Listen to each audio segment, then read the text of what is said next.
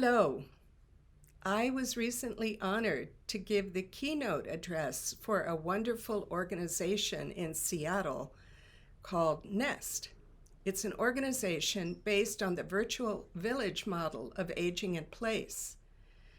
And if you're in the Seattle area, I strongly recommend that you check them out. So I was asked to speak about the psychological process of the third act.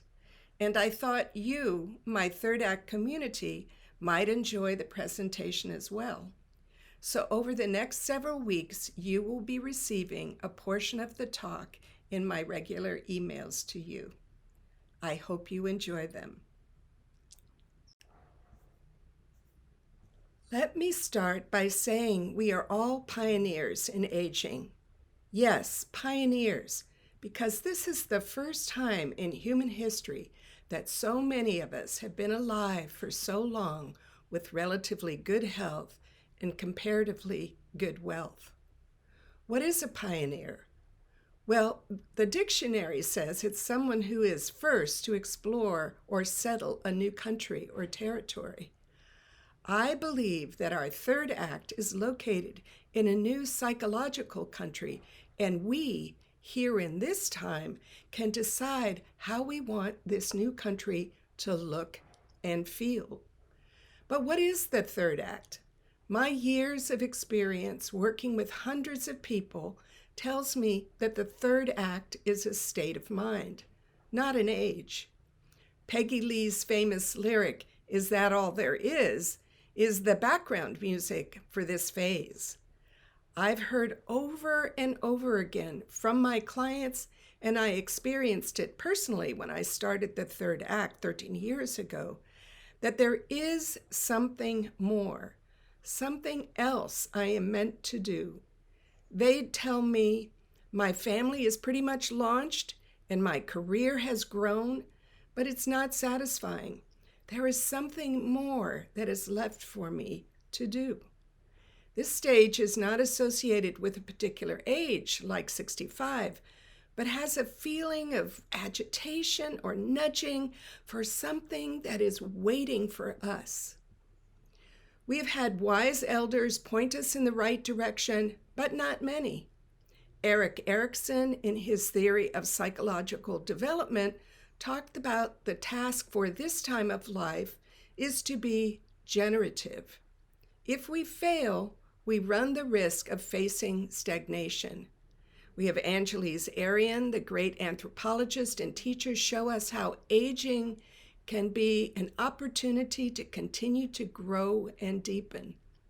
And my colleague William Sadler speaks about this not as a time to fade away, but as a time to rebloom. We, in first world countries, are living almost 30 years longer than ever before on the planet. This bonus time is called by some middlescence. I call the adults who are going through this stage generatarians, after Erik Erikson's stages of life. And I hope that word generatarian catches on. I believe the work that I've been doing for over a decade, as well as that of Barbara Waxman, Ken Dykewalt, and William Sadler, to name a few, is a response to what we have seen with our clients and in our research.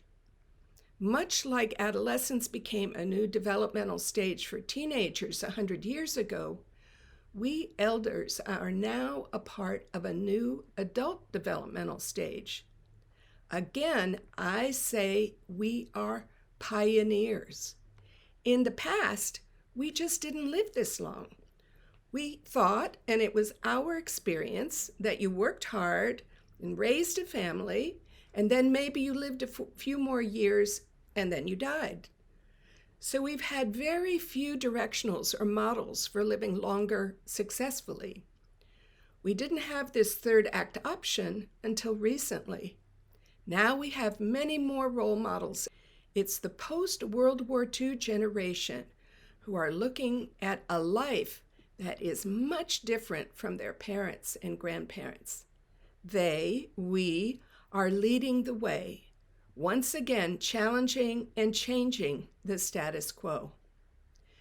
So, this new psychological process includes challenges and opportunities that have never been faced before. Like many other stages of life, graduation, marriage, the birth of a child, the transition to your third act from your second act is one that can be filled with both fear of the unknown and excitement about the possibilities. But what makes this particular stage different from others is we can no longer be in denial about the end of our life growing near. This awareness adds an extra energy to the choices we make, and it helps us to clarify what is important to us now. This is not your second act. It used to be that people looked at life in two acts, but this could truly be an additional third of life, life after retirement.